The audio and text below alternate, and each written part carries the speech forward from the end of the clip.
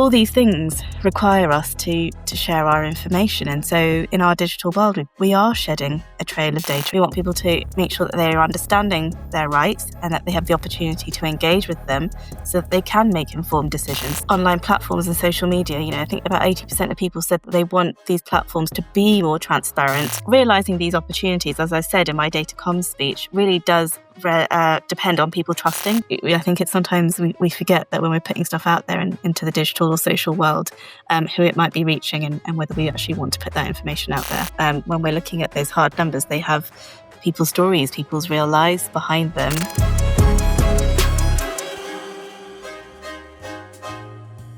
Hello and welcome. I'm your host, Sam Knowles. And joining us today is Angela Balakrishnan, Executive Director of Strategic Communications and Public Affairs at the Information Commissioner's Office. Angela has a distinguished career developing and running impactful communications campaigns across UK government departments. Since 2021, she's been in the Information Commissioner's Office, and before that, she worked in the Foreign and Commonwealth Office, the Department for International Development, and the Department for Business, Information and Skills. The ICO is the UK's independent regulatory office responsible for upholding information rights, including data protection and freedom of information. It ensures organisations comply with laws, including the Data Protection Act and the UK GDPR, the General Data Protection Regulation pioneered and developed by the European Union. The ICO also promotes openness in public bodies. At the 2025 Data Comms conference, where the Data Malarkey team indeed recorded our first live from the conference stage episode of the podcast with VW's Nick Radcliffe, Angela gave the opening keynote address. In a masterclass of the Data Storyteller's craft, she shared the themes and tangible impact of the ICO's 2024 Ripple Effect campaign, whose strapline was, "It was one admin error." We'll come back to that for sure. The campaign highlights the very real and extreme impact data breaches can have on any one of us, from being forced to leave home to having to leave a job and worse. The campaign makes extensive use of data and indeed data about data and data breaches, highlighting some of the worst misuses of data ever observed. What drew me to it so strongly was the humanity and empathy with which it does this, a hallmark of the ICO and its approach to running campaigns aimed at the public. It's great to have you with us, Angela. Welcome to Data Malarkey. Thank you so much for having me, Sam. Great pleasure. Now, first off, can you tell me if that's a good narrative of how you've got to where you are today? Anything I've missed out or got wrong? This is your chance to put the record straight. No, I think you've covered my backstory pretty well there. If we're talking about storytelling, I suppose I should say that my kind of roots in storytelling was grounded in journalism. So I was actually a journalist before I made the move into comms. But the golden thread, I think, throughout my career has been just taking complex subjects and trying to make them more engaging for a wider audience. Very good. Well, you've come to the right place of the Data Malarkey podcast. Before we talk about your blueprint for making smarter use of data in your public education campaigns, I wanted to start with a question that's designed to get at the heart of what makes you you. And it doesn't necessarily ask you to tell us about your day job. So can you tell me, Angela, how do you spend your time? How do I spend my time?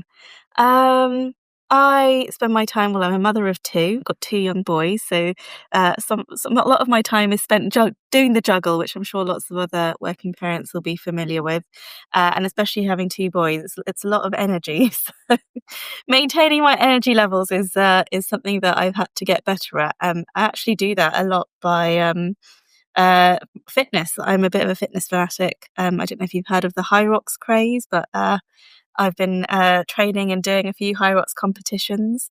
And then aside from that, I would say I really love music. I'm a big live music fiend, and I'm actually going next week to a music festival with the kids in tow, sort of trying to pass that love for standing in a field and listening to bands onto them. Fantastic. What a good blend. Yes, I have a son who's now in his early 20s, who I remember parents, particularly standing on the side of football pitches, would say the thing about boys is you just have to run them like dogs. Absolutely. Very good. Now listen, could you tell us a little bit more, first of all, about the Information Commissioner's Office and its role as regulator in our bigger and bigger data world? Absolutely. So you actually gave a very good account in your intro about who the ICO is and what we do. We regulate the laws relating to data protection and freedom of information. So ultimately trying to promote transparency and openness from government and public bodies, while also helping to protect people's personal information and their privacy.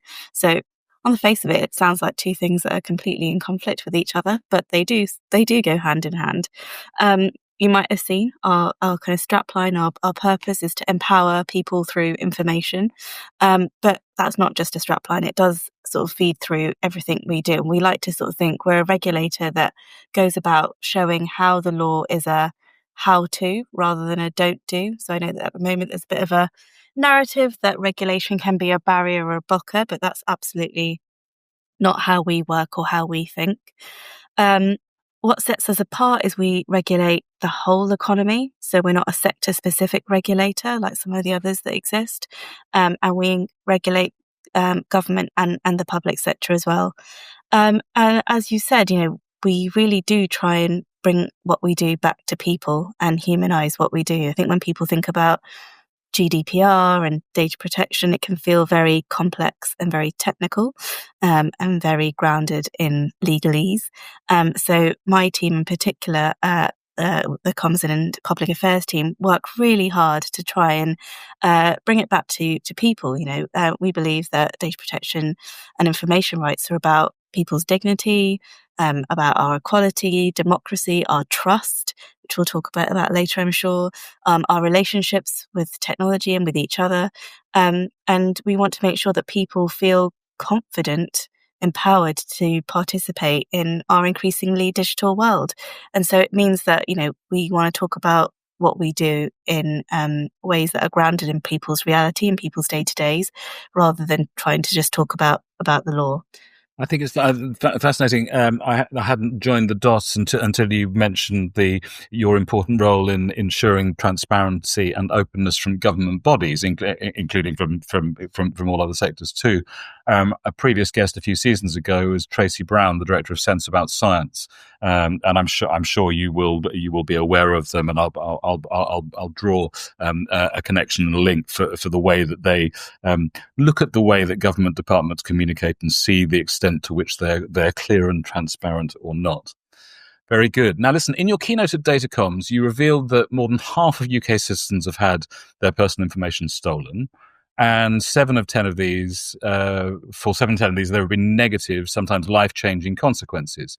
Would you say that as a society, we've lost control of data? And if so, what can we, and particularly you, do in that infamous phrase, to take back control? I'm going to frame it slightly differently. I don't think we've lost control. I think it's just realizing that technology and digitization is such a massive part of the world that we live in these days. And so that does come with an enormous amount of personal information that is shared, that is traded each day to go about our daily business. If you think about, 50 years ago, you left your house, you got on a bus, probably paid for that bus fare by cash. You didn't have a phone. You went and you placed your coffee order at a counter. You could go about your daily life without really needing to share your information through online or digital services. That's very different these days. You wake up in the morning, you might open your phone with facial recognition. You'll leave your house, you'll use Google Maps. Your mobile phone will be pinging its way to a mobile phone mast. You might be scrolling social media. You'll tap in and out of a bus or the tube. All these things require us to share our information. And so in our digital world, we are shedding a trail of data as we go about the things that we need to do or we want to do to enjoy our lives. And that's fine. We want to make sure that the systems and the technology around us is set up in a way that people can do that confidently and with trust that their data is being safeguarded. And that's why we're here, to make sure that happens. And I think while the technology has developed, the core principles of data protection hasn't really changed. We still expect fairness and transparency. We still expect accuracy about how that information is being used and the proportionality. And most of all, we expect accountability. And so the way the ICO kind of focuses its work is making sure that the onus is on organisations who we are entrusting with our information are safeguarding it. And that's where we focus our efforts. Because if you think about it, often there is a bit of a power asymmetry there. If you're someone who needs to access a service, you might not have a choice but to give your information over. And so, there is that power imbalance between the organization and the individual.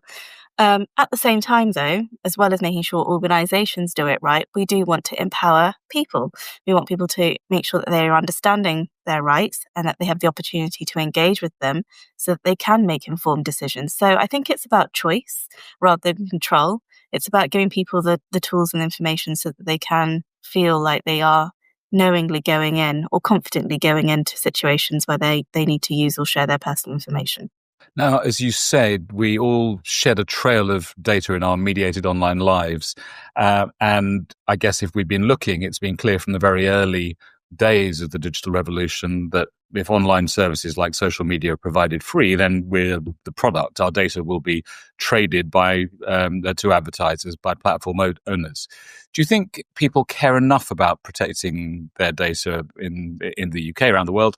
And do we only tend to care if we're caught up in some kind of scam? I mean, Sam, let's face it, no one goes around every day thinking about their personal information, especially as I've described, with the ways that we're sharing it all the time. We're doing it most of the time completely unconsciously. And to an extent, so we should. We need to have that trust in place that these systems are working to help us and to protect us at the same time. Of course, when something goes wrong, these issues can come to the fore. So, whether that's a data breach or thinking about something like those nuisance or what we've described as predatory marketing calls, where people's data has been used to target them with those annoying marketing calls that often end up scamming someone out of money. When those things happen, you do think about this a lot more. In the same way, when other bad things happen in our life, it can kind of make us more conscious of some of the issues that we don't always focus on. We've done a bit of research as the ICO looking at public attitudes on information rights. And it's quite interesting because about half of adults that we surveyed said that, as I think you said, have had personal information lost or stolen. And about 7% of those have experienced negative impacts as a result of that. And what was surprising actually was 3/4 of people say that they've exercised at least one information right. So I think there is good kind of knowledge engagement with our rights. If you drill down into that a bit more, the knowledge about specific aspects of rights varies, but we are seeing a steady increase over the last few years and an increase in awareness of who the ICO are and the role that we play. So that's the positive. And then when you look at sort of specific behaviours, like are we seeing people change, for example, their privacy settings online or on social media platforms? I think we've seen about 50% of people that we surveyed have done that, which I think is a pretty solid result. And about half again said they wanted more control over the information that is being shared. And you do really see that with online platforms and social media. I think about 80% of people said that they want these platforms to be more transparent about how they're using people's information, and to help people exercise those controls a bit easier. And what I think is really interesting of late is you have seen some of those big tech companies communicate about their privacy settings, whether that's through adverts on TV or on online platforms. I've certainly seen quite a few scrolling on social media. And the fact that they're choosing to communicate about this indicates that their customers feel it's important, and so they're responding to that. So I think people care. Whether they care, as they go about their daily lives, probably not. But if you were to drill them on it, there is a level of knowledge and a level of engagement with our rights in this space. I'm impressed to hear that figure of 3/4 of people having invoked at least one information right. It's encouraging that people are not fighting back, but that beginning to realise that all of these wonderfully free services come with a cost, and we have the option to be seen or to remain anonymous, which is great. Now, listen, since you've joined the ICO, there's a whole new dimension to data and data privacy and the data privacy debate in terms of artificial intelligence, and I'd like to consider both the upsides and the downsides of AI. First off, would you say that the mass availability of large language models and AI tools has made your job more challenging or more straightforward since ChatGPT was first launched and then the slew of other products has come in October 22? Easier or more challenging with AI? Well, I'm going to start by saying that AI is one of the things that we are focusing on as a regulator, because we obviously have to make choices about the issues that we really put our weight behind given our limited resources. So we've got kind of three kind of core priorities, of which AI is one. And it's no surprise there, given the rapid development of the technology and the opportunity there as well. There's huge benefits to AI in terms of its ability to solve complex problems, its scalability. But realizing these opportunities, as I said in my data comms speech, really does depend on people trusting that organizations are going to use these technologies and people's personal information responsibly.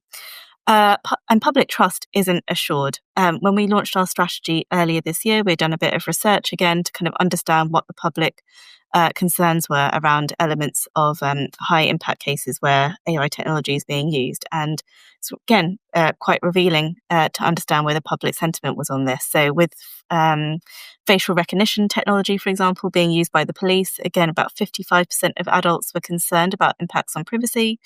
The use of AI in making decisions concerning recruitment, about 60% again were concerned that AI would come out with a worse result than a human decision maker. And the use of personal information being used to train generative AI models, about, again, near 60% of people feel uncomfortable about this use of data. So it's a big issue for us, and we're doing quite a bit of work as set out in our strategy to provide that regulatory guidance and tools to make sure that people have really clear expectations about how the data protection law applies to AI systems. And that will hopefully ensure that organizations across the public and private sector can use information to promote AI responsibly and prevent harm and maintain that public trust. In terms of, has it made our work more challenging? I mean, I think, as I said already, new tech, old tricks. The data protection law still applies whenever personal data is being used, and that includes like the same context for different technologies, including generative AI and tools like ChatGPT. So in that sense, the work hasn't substantially changed, but I think when you have got any new or emerging technology, we need to kind of work out, are there kind of novel questions or novel use cases that we need to consider? And with generative AI, which includes large language models, we came up with a couple of questions that we wanted to get a bit more input on to just help inform our thinking. And we did that last year with our consultation. And some of the questions involved things like, what is the lawful basis for using web scrape data to train generative AI models? How do you ensure accuracy in training data and making sure that produces accurate results? How do you allocate responsibility for complying with data protection law when you've got a generative AI supply chain? And how can you make sure that people can exercise their information rights when their personal data is being used to develop these AI models? And it was quite interesting because I think lots of the responses confirmed the thinking that we had already been developing, but it did really highlight, I think, one key thing, which is still kind of an area that requires a bit more thinking and, might kind of fall into that camp of, is it challenging? And that is, for developers of these models, they've got some questions around transparency of how the data is being used to train these models and how people can actually exercise their information rights, especially when personal information is being scraped from the internet. And people don't know that information is being used. How can they ensure that transparency, and how can people then know how to exercise their rights? And so then it might be difficult for developers to be able to determine what the lawful basis is for processing web scraped personal data to train their models. So we're doing more work about this in the context of our strategy, and that's going to be something that we will be setting out a bit more clarity and guidance on as that work develops. Well, hello there. It's your host, Sam here. Now, I won't keep you for long.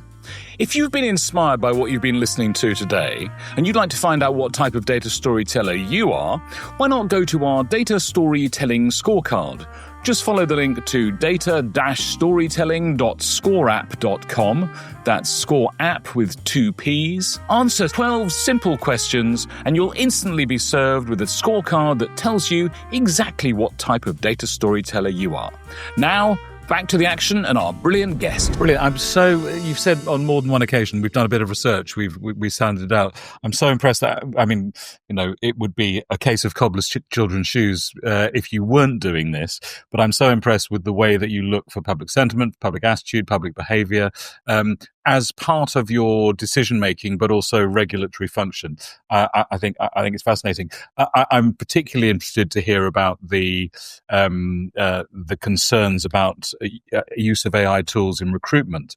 I met yesterday a very senior Silicon Valley executive who's in the process of going through recruitment with some kind of obviously big tech businesses, and she was sideswiped because the AI used to assess her application had come back and said that one of the reasons that she wasn't being considered was her use of fancy bullet points, which I kind of think nobody would think that this would be a criterion. So that was a particularly live issue. But as I say, I'm so impressed with the way that you're building that into what you're doing in real time, not just kind of rear view mirror stuff, but kind of real time.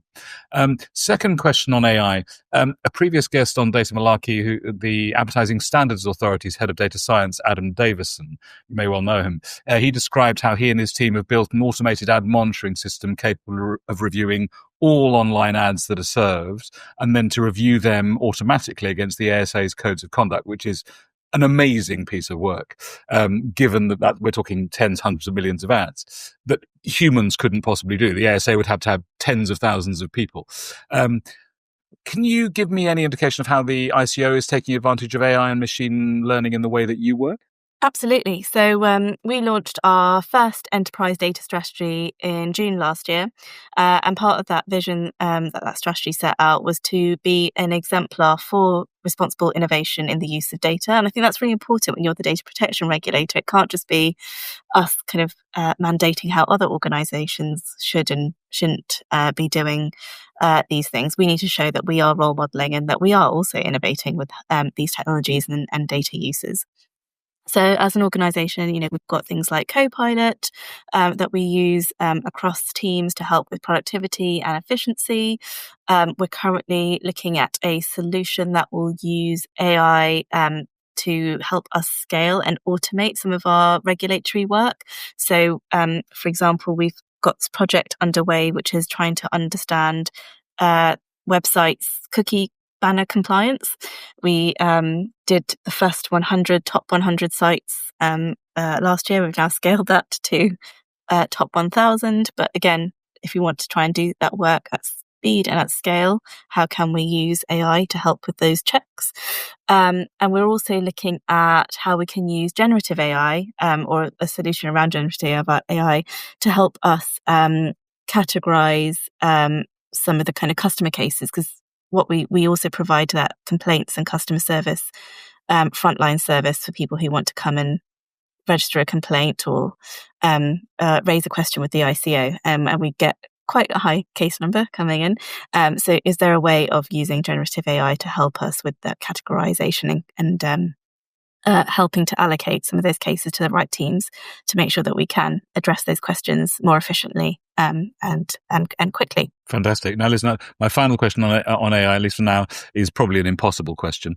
It's very difficult to say, given the breakneck speed, the lightning advances, the daily advances, and the flywheel effect of AI working on AI. It snowballs. Do you? I mean, it sounds incredibly productive the way that you're using. I particularly like that the kind of the scaling the regulatory role, looking at cookie banner compliance. Sounds like a fantastic use case. It makes me think of what Adam and his team have done at the ASA.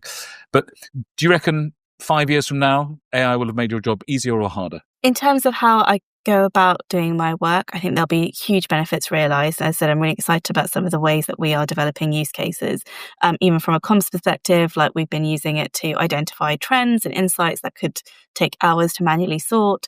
It's a really helpful brainstorming tool, can help sort of with that, getting our first thoughts in order for drafts. So I think there's lots of promising uses there. In terms of regulating AI, there's going to be some really interesting things coming up that we're going to have to get our head around as a regulator. So we've talked about things like neurotech or emotion detection technologies, agentic AI. These are all things that we're starting to look at as part of our strategy and our work in the space. And no doubt there's going to be some challenging or tricky questions that are surfaced as we explore that a bit deeper. Very good. Now, listen, can you give our viewers and our listeners 3 simple steps that they can and should take to protect their data and their identities online? Yeah, it's a timely question, actually, because we've been sharing some tips on our social media channels, especially in light of all the cyber attacks that we've recently seen across the UK. And it's a good example, actually, of the work that we do. Our social media team try and sort of make the stuff a bit more palatable and digestible for people, because I know that it can be overwhelming thinking about what you need to do in this space. So we try and do some fun content on our LinkedIn and our TikTok channels. But 3 tips. So firstly, I would just, sometimes just stop and think about your digital footprint. It's a really basic one, but if you wouldn't want to share your information with a stranger, then think about it twice before you post something online. I think that is the kind of culture that we live in. It's an oversharing one, and there's lots of benefits to that, but I think it's sometimes we forget that when we're putting stuff out there into the digital or social world, who it might be reaching and whether we actually want to put that information out there. Second one, which is a really simple one that I think people often overlook, is strong passwords. So not 1, 2, 3, 4 or 1, 2, 3, 4, 5, 6, which the National Cybersecurity Centre, which we work very closely with them, our friends over there, they revealed that 23 million UK citizens use that password in 2019. So hopefully that's not that number's gone down, but it just shows that strong passwords is a real basic one that you can get right, and also not using the same password for different sites. And then something to kind of further strengthen that is setting up multi-factor authentication on your accounts. So you're not just relying on the password, you've got another way of verifying your identity as you log on to some of those digital services.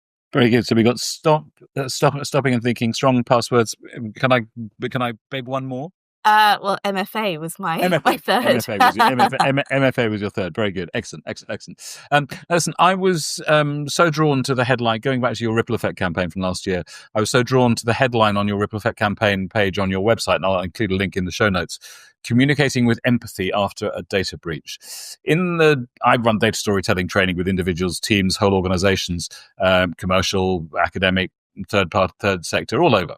Organizations looking to make smarter use of data. And I always underline and emphasize the central role of humanity and empathy in data storytelling, and particularly respecting the data tolerance of the audience. You've hinted at that very much in talking about use of TikTok in particular on social to break down these big challenges. What do you believe is the best way to combine the often fire and ice domains of narrative and numbers, of stories and statistics? The central plank of my speech at Data Comms is just trying to bring it back to people. And essentially, data is about people. When we're looking at those hard numbers, they have people's stories, people's real lives behind them. And keeping that front and center can, I think, really shift the way you communicate and develop these types of campaigns. What I loved about the Ripple Effect was it was a campaign that was absolutely grounded in solid data, and the way that we went about gathering that data. We used a trauma-informed approach to help us understand the experiences of the people that we want to help. So we'd identified this trend where people in often vulnerable situations. So we looked at people living with HIV and domestic abuse survivors were experiencing kind of higher than normal trend of data breaches, often by public authorities or organizations who were entrusted to be the ones keeping them safe or looking after them.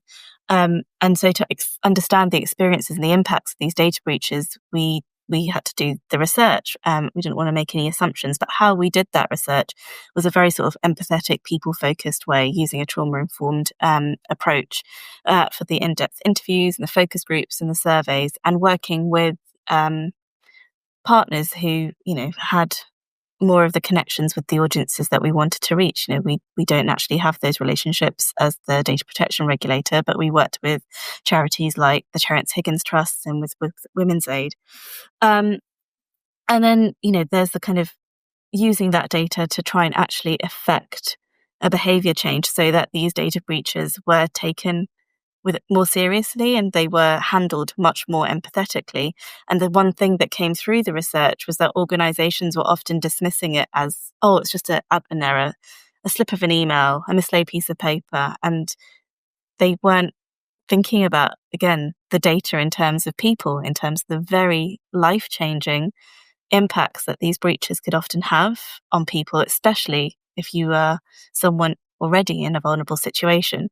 So that combination, I think, of, using a real data-led approach, but also shifting how people think about data was what made, for me, the ripple effect really powerful. But it really did make it, the approach there was making sure that people really kind of came through all elements of what we did in terms of telling the stories and playing back the stories on the impacts that these breaches had on people, to how we actually went about gathering the information and developing the campaign. It really did have people at the heart of it. Yeah, well, congratulations on that campaign. I know it's won not more than its fair share, but a good number of awards, and I think it's a very powerful campaign. Tell us about, if you would, your integrated communications approach that brings together storytelling, creative content, and partnerships to connect organizations' work with different audiences and to deliver social change. I think I've captured that right. That's the way that you like to go about things as a comms leader. Yeah. Well, why don't I use the ripple effect as a good example of that? So we had two clear objectives with that campaign. Well, actually three, if you think about our internal objectives as well. So we wanted to address organizations who were often the source of these data breaches and kind of make a public call, get them to really rethink and act with more empathy, so they weren't just seeing these as admin errors. We wanted to make sure that people who were victims of data breach knew what to do if they were experiencing a data breach. That had to be, again, in language that they understood, that was accessible to them. They might not always come to us as the regulator, but they might go to some of these other front door charities or organizations for support. And we also wanted to relook at our own customer service processes and whether we were being as empathetic as we could, and we're, providing that clarity and that support. And so in talking about that kind of integrated and layered approach, we thought about all the different channels and the tactics that we could use across comms and public affairs. So we did a big public call from the commissioner demanding that organizations do better. So that was leveraging media across national, sector and local. We created a really simple shareable resource that wasn't just on our website, but that we could share on socials and that we could seed with some of our stakeholders who some of these people might go to for help. We have delivered talks like the one that I gave at Data Comms to lots of organizations who are kind of looking to revisit how they strengthen their own practices and kind of provide better support to people who might come to them. We did a whole bunch of stuff on social media, including videos and case studies and really bringing out the human element. And then we did some really strong internal training for our own staff, which helped to equip them with the better knowledge to handle complaints with empathy, and also just embed a few new processes that, again, made our services a bit more effective. And I think the outcomes really spoke for itself. We've had great national coverage. We were featured on the One Show when they've been looking at data breaches.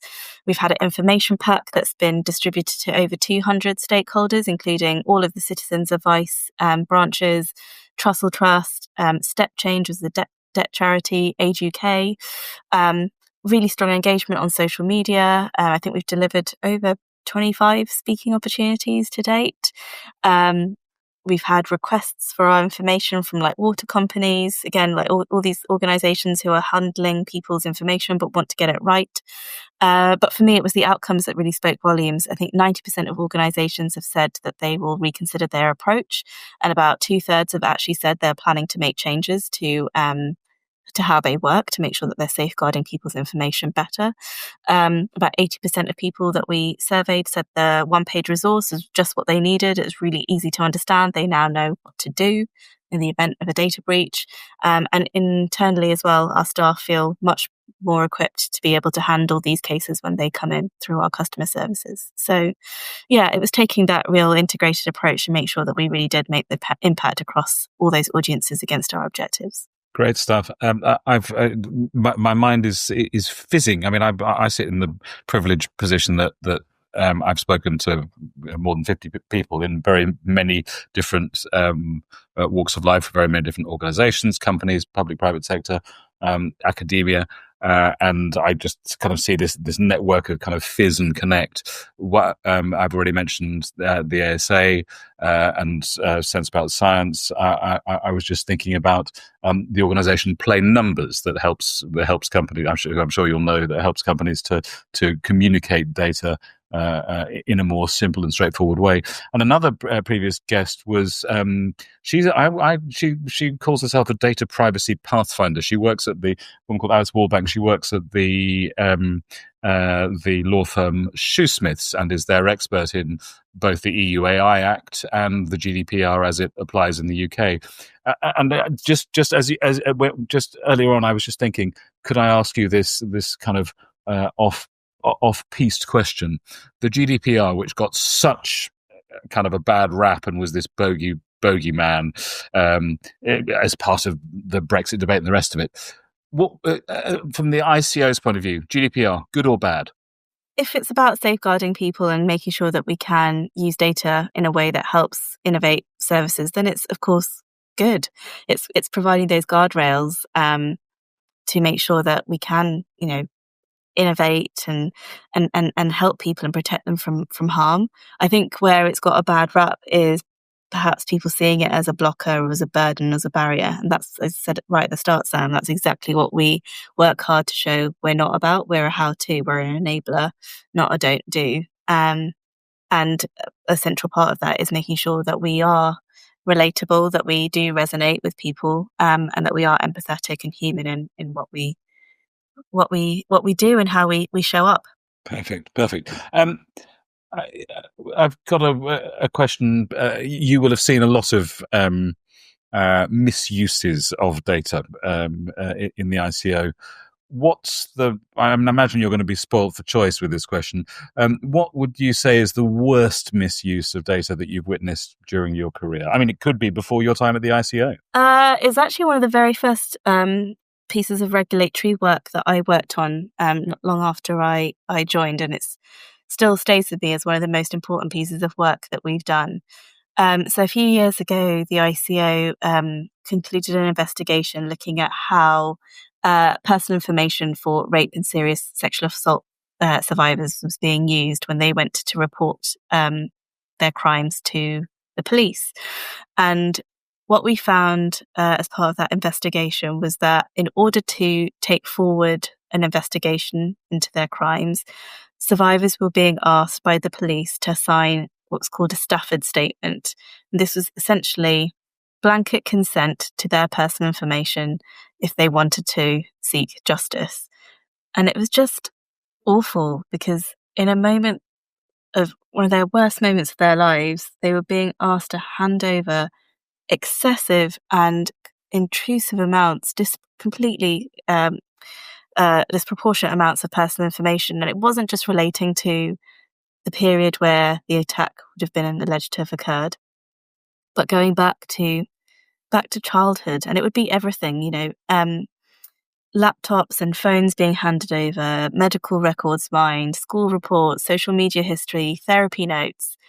Imagine one of your most vulnerable moments, and you're kind of looking for your support systems, but you've got no devices because you've had to hand them all over to be investigated. And that's what these survivors were saying. It felt like they were the ones under investigation rather than their attackers. And the kind of process was just leaving them feeling re-victimized all over again after one of the most horrific experiences of their lives. So the commissioner set out a sort of what's called an opinion, has kind of regulatory force, which basically said this practice is illegal. It doesn't comply with data protection law. If police want to request personal information in order to take forward a case, they need to be able to explain to the person in question why that information is necessary and why it's relevant to the case. It cannot be a blanket request for everything. It had a phenomenal response, I think, from the Policing and Justice Service, who I think appreciated that clarity because didn't really help their case to have volumes of paperwork to mine through. It's almost being used as a safety net, and I don't think it made their kind of work more effective or efficient. But most importantly, I think it was a massive impact for those rape and serious sexual assault survivors who finally felt seen and heard and listened to in a way that they hadn't been before. And I mean, it's still early days yet, but I know that one of the issues that we've had is a lot of cases being dropped, not being followed through. And I think part of that was because of the traumatic experience of having your personal history completely mined and unraveled. So fingers crossed that does have a longer lasting impact. But it was one of those cases that really did stay with me for a long time. Absolutely, can imagine. And so that you said that it's technically called an opinion from the commissioner. And are you getting evidence that is changing police practice, that they're not asking for survivors to sign a Stafford statement now? Yes, we've had some positive feedback that has made a difference. As I said, this is about 2 years ago, so it's work that we need to kind of keep revisiting to see where there might still be issues to address. Thank you for that. That I don't think we've had as serious a spotting of a misuse of data before. So that's a very profound one. Thank you very much. Now, finally, where can our listeners and our viewers find out about you and your work online and in social media? Absolutely. So you can follow our work online at the ICO's website, which is ico.org.uk. Please do follow our social media. We have a very growing and lively presence on LinkedIn.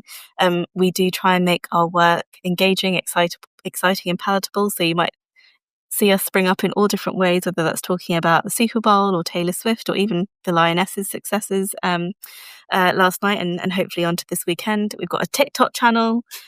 We are making real efforts to make sure that our work reaches different people that it needs to. So not just organisations, but underrepresented communities who might need our help. We welcome the engagement back.